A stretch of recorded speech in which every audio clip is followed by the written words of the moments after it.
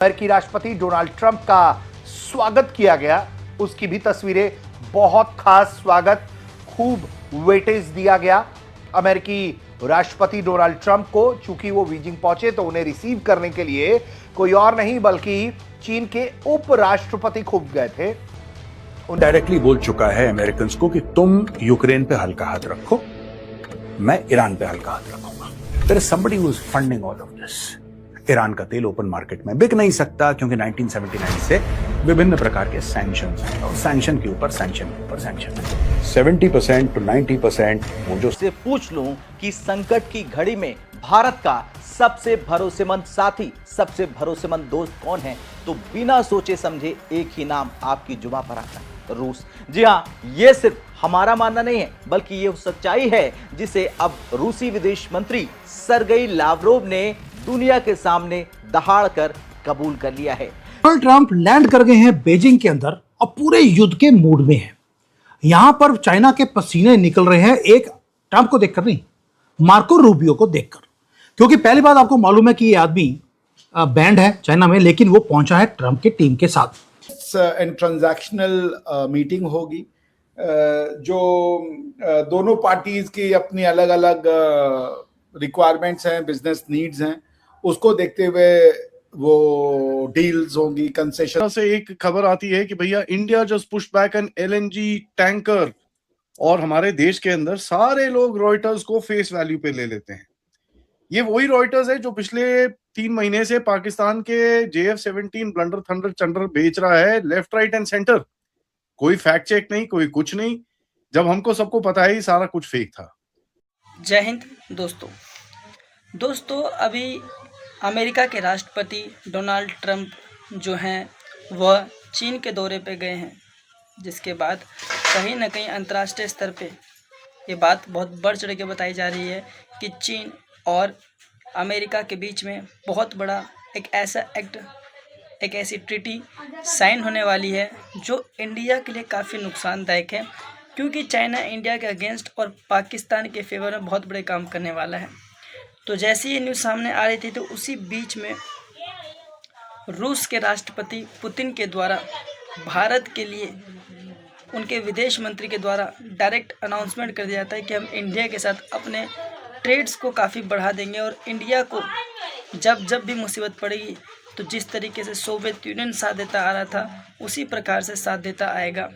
और अग्नि 6 जो मिसाइल थी अपनी, वो जब परीक्षण हो गया सक्सेसफुली और कामयाब भी हो गया, तो उसके बाद की जितनी टेक्नोलॉजी वगैरह थी उसे भी इंडिया को शेयर किया गया, जिसके बाद कहीं ना कहीं अंतर्राष्ट्रीय स्तर पर इस बातों को तैनात किया गया कि नहीं, इंडिया जो है वह रूस के साथ मिलकर अपने बहुत सारे आर्मी मिलिट्री एक्सरसाइजेस और जो बड़े हथियार होते हैं वो मिक्स करके बनाए गए, जैसे ब्रह्मोस्त्र, S-400 मिसाइल सिस्टम्स। लेकिन इसी बीच में पाकिस्तानी मीडिया का फेक नैरेटिव ये शुरू हो जाता है, अपने रॉयटर को नाम सुना होगा, उसमें भी उनके पक्ष में, फेवर में बातें बोलने लग जाते हैं, चाहे ऑपरेशन सिंदूर हो या फिर अन्य कोई प्रमुख घटनाएं जिसमें पाकिस्तान का फेवर लेकर इंडिया के अगेंस्ट में बोला जाता है। आपने ये भी देखा होगा कि ऑपरेशन सिंदूर से पहले जो पूरी वेस्टर्न, यूरोपीय और अमेरिकन मॉडल जो था वो पाकिस्तान के फेवर में था, जबकि इंडिया जो कर रहा था उसको गलत दिखाया जा रहा था। राफेल के गिरने की न्यूज़ काफ़ी फैल चुकी थी। बाकी वीडियो के एंड तक बने रहिएगा, मिलते हैं वीडियो के एंड में। सर ये बताएं कि ट्रंप साहब पहुंच गए हैं चाइना। ट्रंप साहब की पॉलिसी ये है कि मैं, एक सुनने में आया है कि जो बोर्ड ऑफ ट्रेड वो बनाना चाहते हैं, आई थिंक चाइना के साथ मिलके।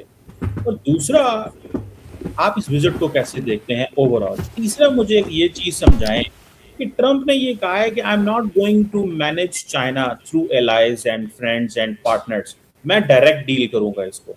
तो इसका मतलब ये है कि जो अमेरिका की सारी स्ट्रैटेजी हुआ करती थी कि एलाइज के जरिए चीज़ें करने की, वो तो ख़त्म हो गई। तो Australia, Japan, South Korea, India की relevance, where do you see this? या कि आप समझते हैं कि इनकी कोई रेलिवेंस उनके पास नहीं है क्योंकि वो समझते हैं कि China is a power which is already risen, so how to, इसको कर्टेल नहीं किया जा सकता, मैनेज करना है। तो वो समझते हैं मैनेज हम खुद करें, बजाय इसके कि हम अपने पार्टनर्स को बहुत कुछ दें और ये आगे से उसको मैनेज करें। What do you make of it? आपके सवाल में कई सवाल है। तो पहला सवाल ये देता हूं कि डोनाल्ड ट्रंप की जो फर्स्ट टर्म और सेकंड टर्म है काफ़ी तब्दीली आ गई है with regards to foreign policy in general और चाइना को लेकर। जब डोनाल्ड ट्रंप पहले टर्म में आए थे तो China was a rising power. देखिए ये 8 साल के बाद जा रहे हैं बीजिंग।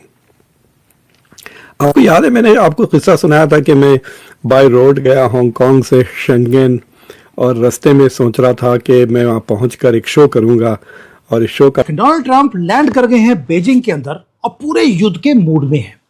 यहां पर चाइना के पसीने निकल रहे हैं, एक ट्रंप को देखकर नहीं, मार्को रूबियो को देखकर। क्योंकि पहली बात आपको मालूम है कि ये आदमी बैंड है चाइना में, लेकिन वो पहुंचा है ट्रंप की टीम के साथ। और पहुंचा भी कैसे है? कोई सूट नहीं, कुछ नहीं, एक कैदी के कपड़े जो हैं वो डालकर यहां पर पहुंचा है और साथ में बोल दिया अरेस्ट करके दिखाओ।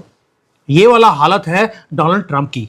यानी कि वो यहां पे पहुंचे हैं, एक आदमी जो कि चाइना ने बैन किया था उसको लेकर आए हैं और साथ में शी जिनपिंग को वॉर की धमकी भी दे दी है।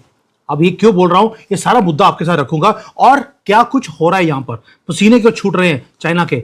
आपको मजा आएगा यार, दुश्मन कंट्री की वाट लग रही है उन्हीं की कंट्री में बैठकर।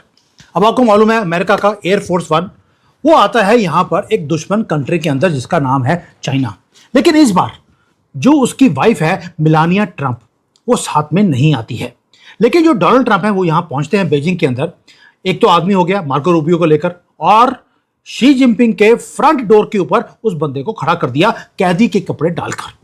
इसको बोलते हैं most dangerous diplomatic mission of the last 100 years. ये दोस्तों कोई सिंपल पोलाइट स्टेट का विजिट नहीं है। लास्ट टाइम 2017 में इनकी मीटिंग हुई थी चाइना के अंदर और इस बार तो ऐसा लगता है जैसे कि पूरा का पूरा वॉर काउंसिल को वो लेके आ गया हो डोनाल्ड ट्रंप चाइना के अंदर। ट्रंप क्या कर रहे हैं, वो यहां पर एक बहुत ही हाई स्टेक्स की एक शोडाउन मीटिंग वो करने वाले हैं। ऑलरेडी पहुंच चुके हैं, मीटिंग शुरू।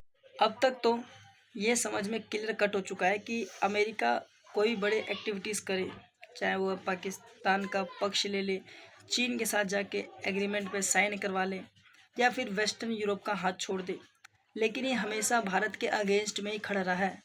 जबकि प्रधानमंत्री नरेंद्र मोदी के द्वारा अभी फॉरेन करेंसीज को बचाने के लिए, डॉलर्स को बचाने के लिए जनता से अपील किया गया था कि पेट्रोल का कम यूज़ करे, पब्लिक ट्रांसपोर्ट का यूज़ ज़्यादा करे, सोना चांदी को जितना हो सके उतना कम खरीदे या फिर नहीं खरीदे।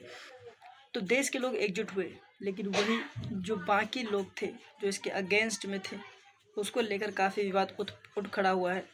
और इसी बीच में भारत को घेरने की रणनीतियाँ कि भारत किसी तरीके से कोलैप्स हो जाए, भारत की इकोनॉमिक डेड इकोनॉमिक हो जाए, इन रणनीतियों को देखा जाए तो कहीं ना कहीं जो है वो पाक मीडिया का वर्चस्व बढ़ता जा रहा है इन चीज़ों को लेकर। बाकी दोस्तों आप किस पे कह रहे हैं कमेंट करना ना भूलें। तब तक ले जय हिंद, मिलते हैं नेक्स्ट वीडियो में।